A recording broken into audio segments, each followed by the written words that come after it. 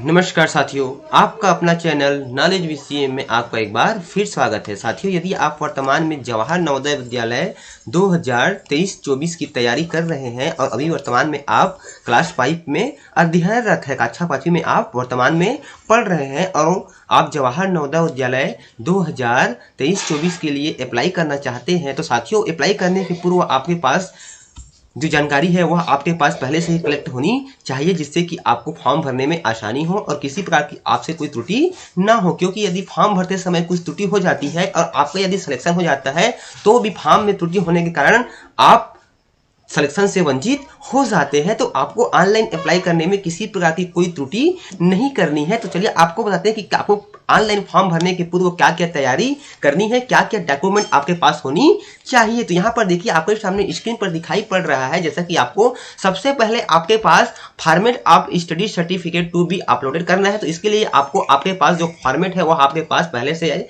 भरा हुआ seal sign के साथ आपके पास तैयार होना चाहिए, क्योंकि उसको स्कैन करके अपलोड करना अनिवार्य है। तो यहाँ पर जैसे आप क्लिक करते हैं तो आपके सामने जो फॉर्मेट है वह आपके सामने डाउनलोड हो जाएगा। फिर उसको आप हार्ड कॉपी में प्रिंट करने के बाद आपको उसको आपके विद्यालय के शिक्षकों से आपको फिलअप करा लेनी है, ताकि कोई प्रकार की त्रुटि ना हो। जैसे कि आपके सामने जैसे क्लिक करते हैं तो आपके सामने इस तरह से यह पीडीएफ पे फॉर्मेट आपके सामने ओपन हो जाता है। यह जो फॉर्मेट है जिसको आपको फिलअप करके अपलोड करनी है। तो इस प्रकार से यहाँ पे जो भी जानकारी आपको पूछी गई है इसको आपको सही सही फिल कर देनी है। फिल करने के बाद इसको किस प्रकार से फिल करना है इसको हम आपको नेक्स्ट वीडियो में बताएंगे। तो इस प्रकार से आपको इसको प्रिंट कर फिल कर लेनी है। यहाँ पे विद्यार्थी का यहाँ पे आपको लेटेस्ट फोटो अपलोड पेस्ट करनी है, चिपकानी है।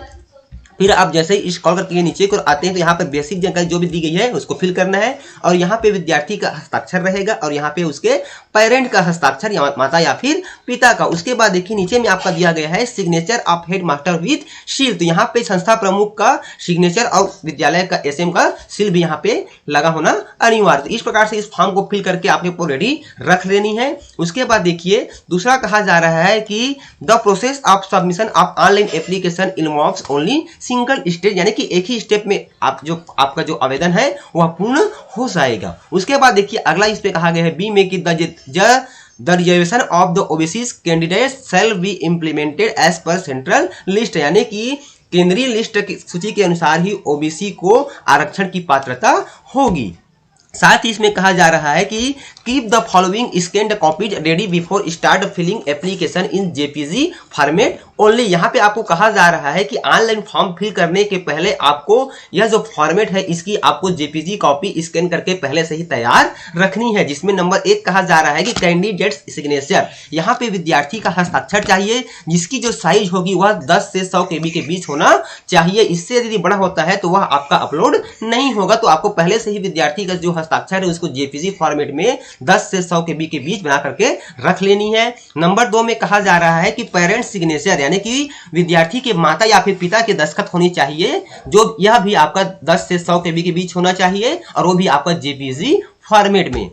नंबर 3 में कहा जा रहा है कैंडिडेट्स फोटोग्राफ, यानी कि उम्मीदवार यानी कि विद्यार्थी का फोटोग्राफ होना चाहिए, वह भी आपका 10 से 100 KB के बीच में होना चाहिए, वो भी आपका जेपीजी फॉर्मेट में।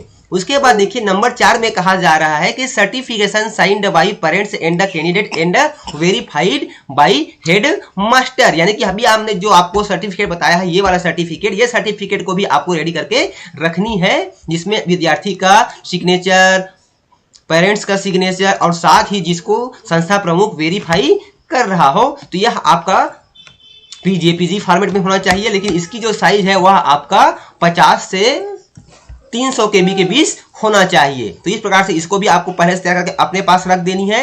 और साथ ही यहाँ पे कहा जा रहा है नंबर 5 में residence certificate of the parent issue by complaint government authority if candidate does not possess Aadhaar number. यहाँ पे कहा जा रहा है यदि विद्यार्थी के पास आधार नंबर नहीं है उस स्थिति में माता या पिता का निवास प्रमाण पत्र की डॉक्यूमेंट भी यहाँ पे आपको पहले से तैयार कर रखनी है 50 से 300 KB के बीच में। साथियों यहाँ पे आधार नंबर अनिवार्य नहीं किया गया है, लेकिन एडमिशन के समय हो सकता है कि आपसे आधार कार्ड मांगा जाए, इसलिए यदि वर्तमान में विद्यार्थी का आधार कार्ड नहीं बना हुआ है तो आपको आधार कार्ड बनवा लेनी है। और यदि विद्यार्थी का आधार कार्ड पहले से बना हुआ है लेकिन उसमें जो जानकारी दी गई है वो त्रुटि है, तो आपको पहले आधार कार्ड की जो भी जानकारी है उसको आपको अपडेट करा लेनी है, त्रुटि को सुधार कर लेनी है। और यदि आपके आधार में मोबाइल नंबर लिंक नहीं है तो आपको आधार में मोबाइल नंबर, आप विद्यार्थी का फॉर्म फिलअप कर ले होते हैं, यहाँ पे पूछता है कि do you have Aadhaar number. जैसे ही आपको यस करते हैं तो यहाँ पे आपको विद्यार्थी को 12 अंक का आधार नंबर फिल करते हैं और फिल करने के बाद जैसे ही सबमिट करते हैं तो वहां पूछा जाता है कि क्या आधार नंबर